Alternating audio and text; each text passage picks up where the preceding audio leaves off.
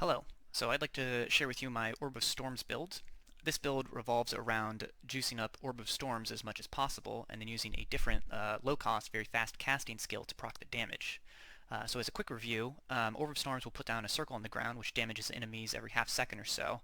And if you're inside the circle, you can cast a lightning skill which will cast a secondary bolt to hit enemies. And this secondary proc has no cooldown, so that's where our damage is coming from. As it turns out, Tempest Shield has the lowest base cast time of all the lightning skills in the game, so this is what we use to proc our damage. I have it linked with faster casting, and as a note, Spell Echo does not support Tempest Shield. I have it linked with Inspiration and Arcane Surge. Inspiration is to help with the mana cost, because when you're casting over 11 times a second, mana can quickly become a problem, and we actually use minus mana cost on our amulet as well to help with the mana cost.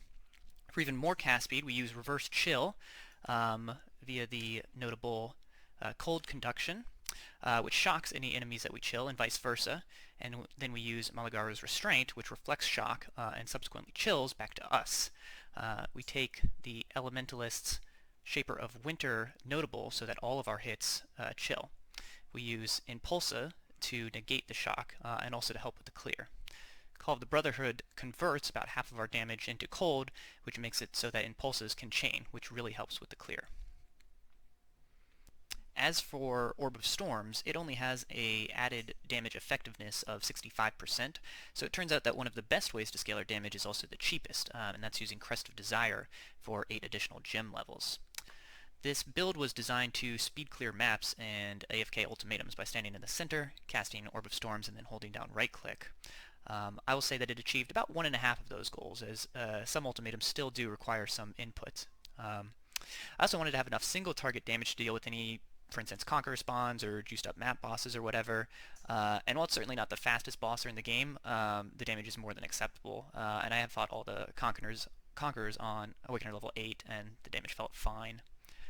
For the passive tree, we're just grabbing as much life, spell damage, and spell crit as possible, as well as picking up the block nodes, and we get a lot of damage from Arcane Swiftness thanks to that. Something to note about Orb of Storms is that increased area damage does not actually scale the damage of Orb of Storms, so you really only need to pick up anything with increased area of effect, which will scale the area. For our jewels, I'm using a Zealotry Watcher's Eye, which gives us Ellie Pen. This jewel is just life and damage. And then we already talked about Blast Freeze and Cold Conduction. This is our Power Charge generation. This is Overshock just for more damage, Snowstorm for more damage. Something to note about this notable is that the blind actually will get applied by even the auto Herald of Thunder procs, and we cast so often that almost every enemy around us is blind all the time. And then of course Storm Drinker for our ES Leech. As for our damage, the way to calculate it is take the average hit for Orb of Storms and then multiply it by our cast rate for Tempest Shield. You get about 2.4 million Cyrus DPS, which seems a little bit lower than what we're actually getting in game, but I'll put up some examples of, for instance, Wave 20 Simulacrum and Alva's Roomba and some Conquerors so that you can judge the DPS for yourself. For the gear, you just want as much damage as possible on your weapon. In it I have Steel Skin, Cast from Damage Taken, and Cold Snap. It does not have to be Val Cold Snap. That's just how we generate our Frenzy charges. Crest of Desire, and in there a 21-23 Orb of Storms. The Amulet is just Life and Resists, as well as minus mana cost to non-channeling skills. If you can get the increased effect of non-damaging ailment, that actually helps scale our self-chill a little bit. For the shield, life resists some damage. In it I have Enlighten, Herald of Ice, and Zealotry. The chest piece is Impulses. It has Herald of Thunder, Hex Touch, Elemental Weakness, and then Flame Dash is in there as well. The rings are Winterweave, which enables the self-chill, and then Call of the Brotherhood, which gives us a lot of cold damage. For the gloves, these are just Life and Resist, and then I went with Temple Gloves. I went with the Cold variant, which beats out the Lightning variant by just a little bit in terms of DPS. In it I have Tempest Shield linked with Faster Casting, Inspiration, and Arcane Surge. For the belt, we have to go with Malagaro's Restraint, and I went with the increased area of effect while you have Arcane Surge Enchant. For our boots, we're just looking for movement speed, life, and resists, and for the enchant, I went with Damage Penetrates 10% of resists if you haven't killed recently, just to help with the bossing DPS. In it I have Hydrosphere linked with Hypothermia, Unbound Ailments, and Bone Chill. The Hydrosphere we keep at level 1 so that we can apply more effective crits, more effective shocks and chills, I should say. And then I'm not sure if it works with Blast Freeze if we freeze Hydrosphere, but I think keeping it at level 1 helps for that as well. For our flasks, they're relatively standard: Bubbling Divine Life Flask of Staunching, Roomies at Xeres, Diamond Flask with Curse Immunity, and the Experimento's Quicksilver Flask of Adrenaline. I should say you cannot have freeze immunity on your flasks because it'll also make you immune to chill, and then you won't chill yourself. So it's best to get that on your boots. Or you could do what I do, which is ignore it completely and then die every so often to being frozen. As for defenses, we have about 3.2 thousand EHP thanks to Corrupted Soul, and we are leeching both Energy Shield and Life. The Energy Shield leech comes from Stormdrinker, and then there's a couple of places you can get Life Leech on this build. I happen to have it on this notable, as well as my helmet, but you could just as easily use Doriani's Lesson on your cluster jewels. We are a block build. We use Glancing Blows, and we are attack block capped with 42 spell block. We also have the Elementalist Bastion of Elements for an extra 3,000 shield against elemental damage. And then a lot of our DPS actually comes from Blast Freeze and just freezing enemies in general, so that a lot of the times enemies just aren't getting to us to hit us. So overall, I'm actually really happy with the build. I really didn't think this would pan out, hence the character's name, Orb of Stupid. But I've actually had a lot of fun playing it. And if you're looking for a fast clearing build that can power farm T16 ultimatums, then I highly recommend this build. No risk, no reward.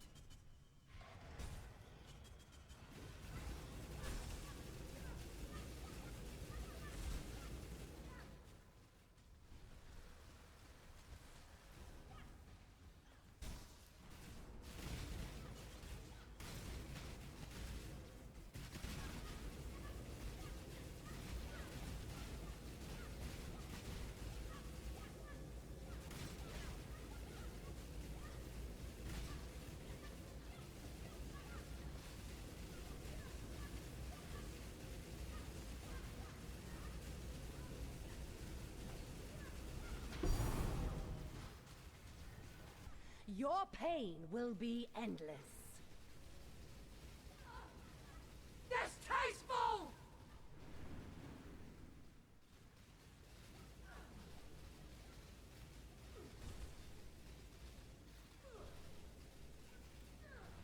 Loathsome!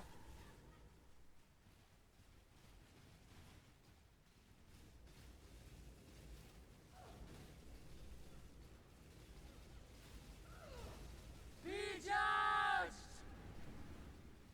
Revolting!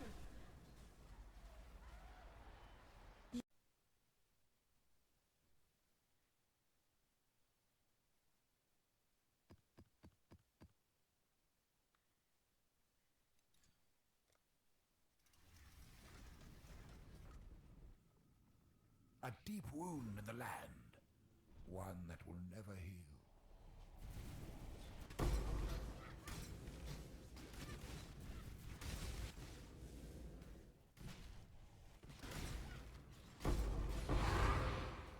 When I'm ready and not before.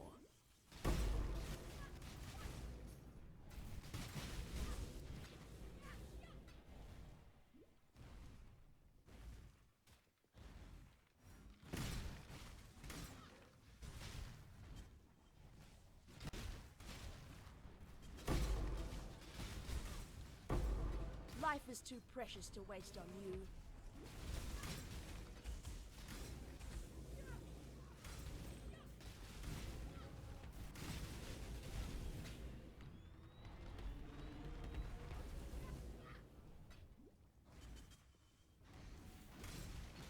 Just in time. It's time.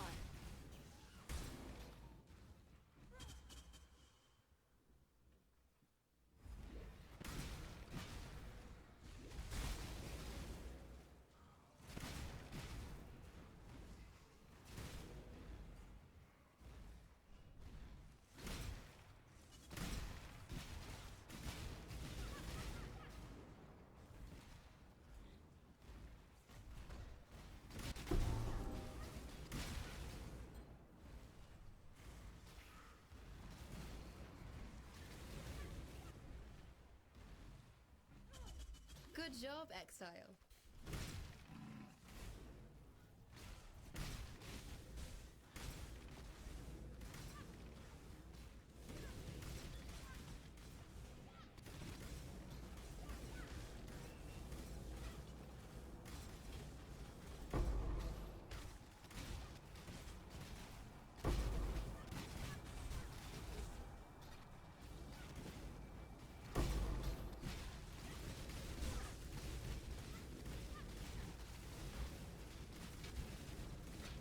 Your pride demands restoration, challenger.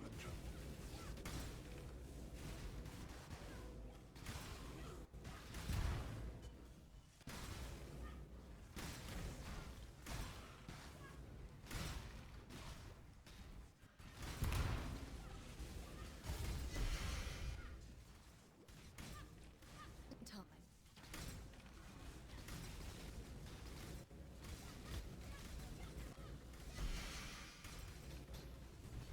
Just in time.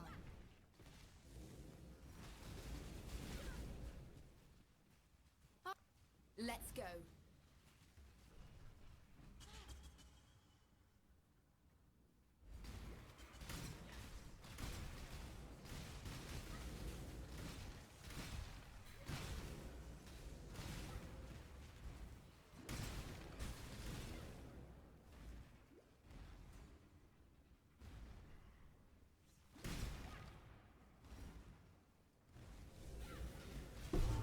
When I'm ready, and not before.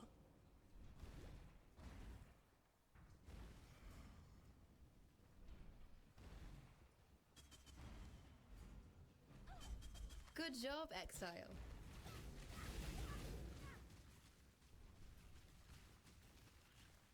Your thoughts crackle with pain.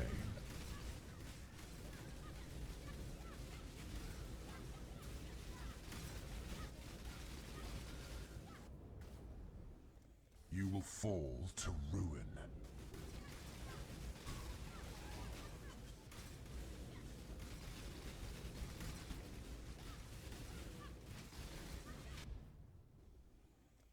Ruin arrives suddenly.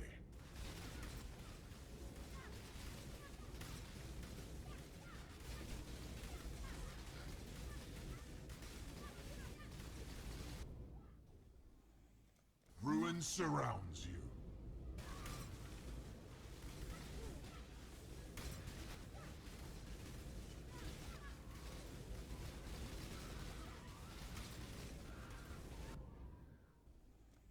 Avoid the miasma, if you can.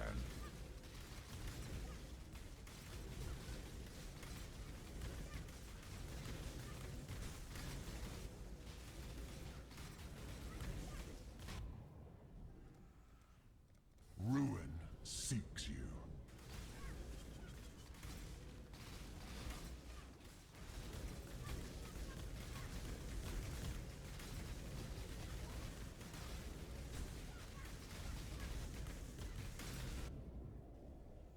Ruin arrives suddenly.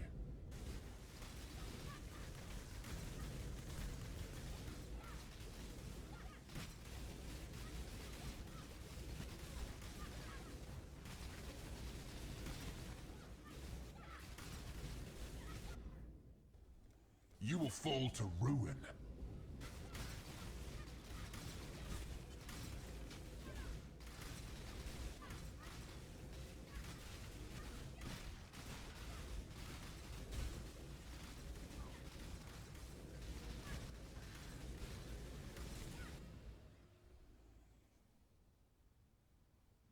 Miasma spreads.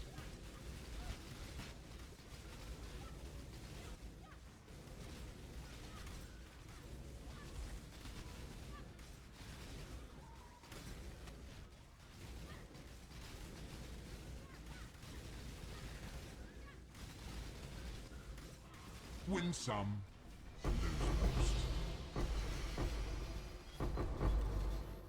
When I'm ready, and not before. Just in time. Let's go.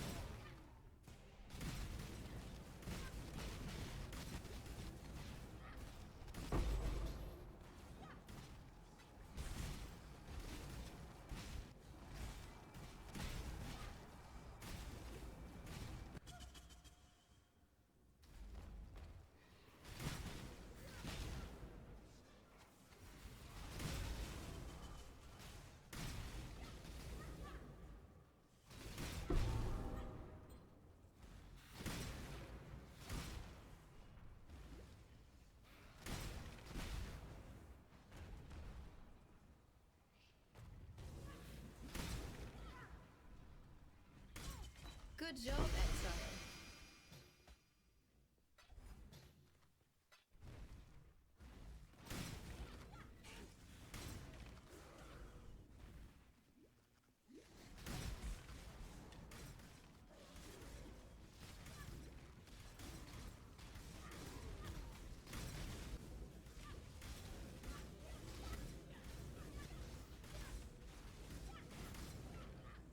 Cast yourself into oblivion.